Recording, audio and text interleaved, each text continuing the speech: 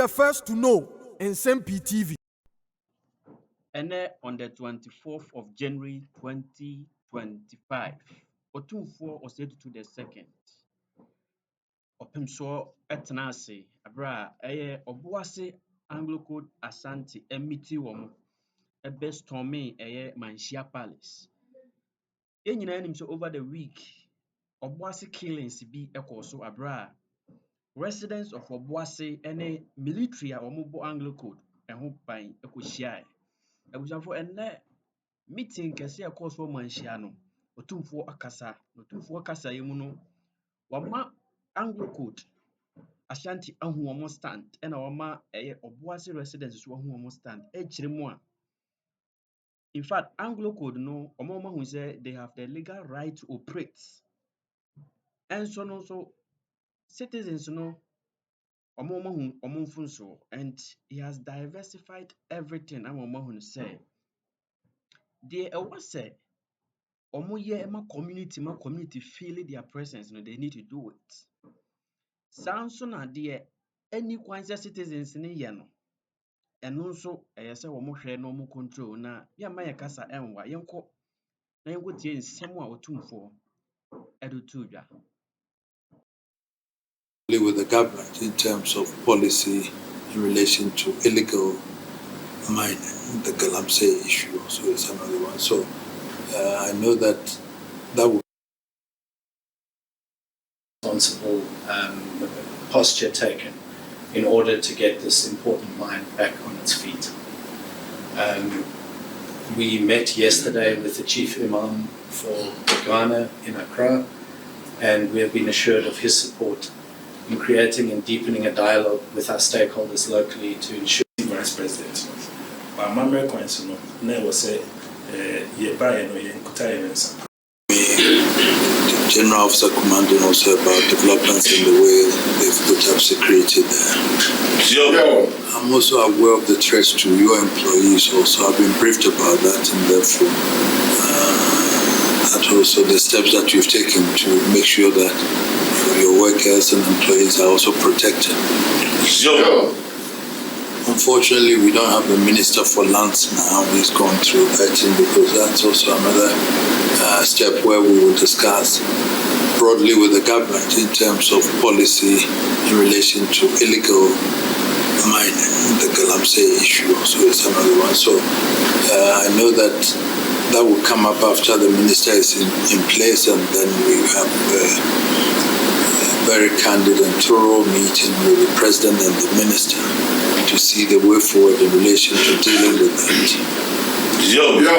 I recall in 2016 where this issue came up at that time, and I'm also saying that we should see the portion of about 60 acres or whatever to the illegal miners at that time and all that. In fact, there were vibes that even though AngloGold honors its part, the portion didn't go to the people that were supposed to go to. And even though that was done, AngloGold honored their part in that, and we ceded the 60%, 60 whatever acres to whatever. So this all has been lingering, and people arguing that it didn't come to us, so we didn't have anywhere to go. And that is also not acceptable for people to take the law into their own hands to go and disturb legitimate business, which AngloGold and Obuasi are intertwined. The community relies on the mining company. The mining company also is there because it's for the community, and that it is not acceptable. People cannot just say that because we want to eat, we have to go to the mine. No, that cannot be done. We are not living in a banana republic. The law must be obeyed. Because if I'm living in my house here, this lease has been given to me. Someone just cannot walk in to say, I also want somewhere to live, and therefore I'm coming to live in your house. So these are all issues that we have to take up with the government in relation to the way forward. What do we do with this Galamsey issue? Unemployment and all that, yes, those are issues that we have to look at. So much as we have to look at it to see how best we can incorporate all these illegal miners, how can we bring them into the mainstream if we can allocate portions of concessions to the leaders, the gang leaders, those supposedly who lead them, and say, okay, you operate there, bring all these people there, and then look at what gold they produce and arrange to buy also from them and all that. Really, it might find a way to resolve these things. But doing illegal mining must not, and it shouldn't be encouraged by anybody, not even the government, no matter what. And the change of government shouldn't give people the opportunity to say, because there's a change of government, we are going to misbehave or take the law into our own hands. That also should not be acceptable. We are living in a society where the law operates, and therefore I don't think this government would also encourage that to happen. And from what they've done so far within them, I know that they are not going to encourage that to happen, no matter what. So we all will try to find solutions to this. Yes, unemployment. Yes, illegal mining is not acceptable. If those young ones who are there want job, we have to all plan together and think together and see how best we can incorporate them into whatever that we can. But and then Asanko also had the same thing last year, a lease signed legally by the government to them like AngloGold, and then people, illegal miners also going there with impunity to mine. And I can see why the Minerals Commission or whatever cannot take these things up. And so we all have to make sure that things are done appropriately and properly. The new government has not settled. Therefore, like I said, the direction as to how we're going to look at it is also something that we all will take it up and discuss closely and dearly with. But the security will still protect you, and I'm sure that within the next month. I know there were lingerings there, but community-wise, we still have to be talking to the Sarkin Zongo in Obuasi, for example, because I'm sure some of the people were Muslims, 7 of them also were Muslims, and therefore, psychologically, I'm sure they're also maybe planning whatever it is. I don't know yet, but if we engage them in the community development and engagement and all that, we should find an amicable solution to that. At the same time, your community relations also must be backed up so that you can be able to meet them. Unfortunately, I don't know about job creation over there now in Obuasi. How is it impacting on community in relation to work? You cannot create employment for everybody, but your community relations must be heightened in such a way that they will have a clear understanding of what you do. It's not just that Obuasi is there and there's money there and therefore we can develop the whole of Obuasi within one day.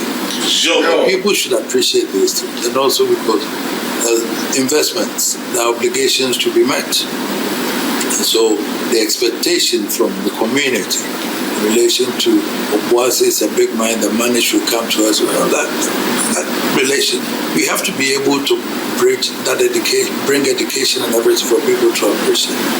What you have to do, you do. Community relation, you do schools, hospitals, and all those. All those things must be heightened for them to appreciate that this is what you do for the community.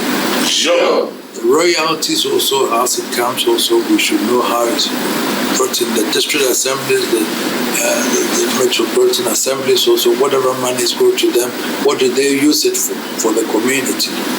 All these things must be done for people to know that their royalties, whatever going to the district assemblies, is what they're used for. Either for roads, for community schools and everything. So that people would appreciate that we are also benefiting indirectly from the operations of the community.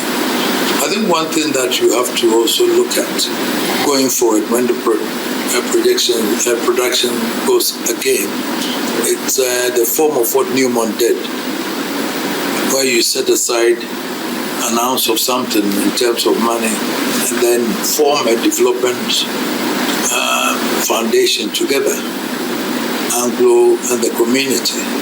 So you get them involved and then they can decide if you want a hospital, if you want a school, if you want this. And that also will bring in the community involvement to understand and appreciate what you are doing. Newmont has done that and it's very successful.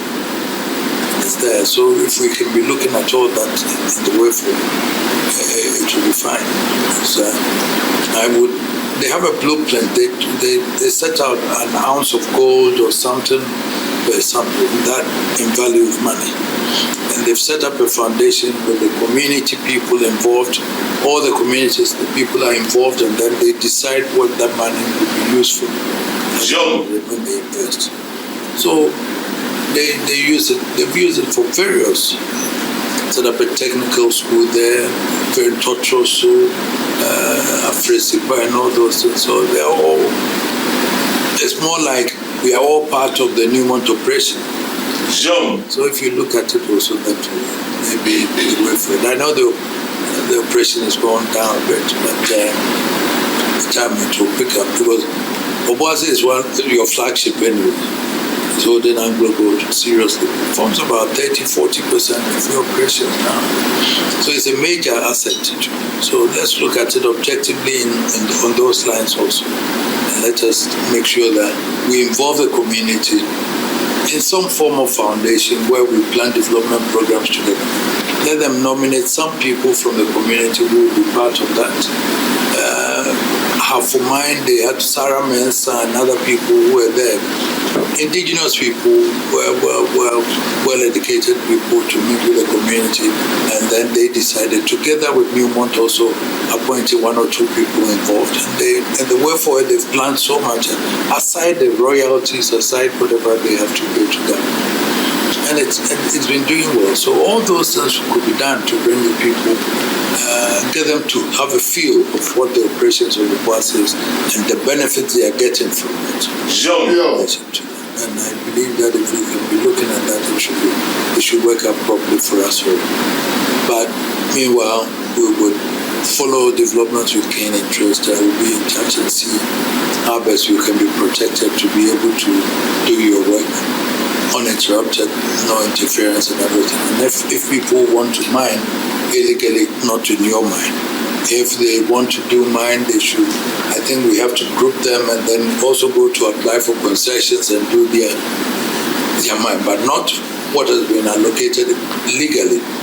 And a company that's also invested, got investments and obligations to do, which internationally also, because if you are not very careful, internationally these news go out that if you invest in Ghana, they're being disrupted by illegal mining and everything. We cannot attract any investments at all. These are all issues that we all have to bear in mind. So we make sure that much as we want investments, we also have an obligation to protect the investments for people to appreciate that if you go to Ghana, you can do business there and then your investments are protected.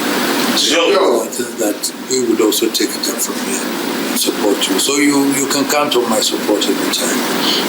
And I know that it shall come to pass. Dead, those who died, whatever, I'm sure no one wants any human being to die.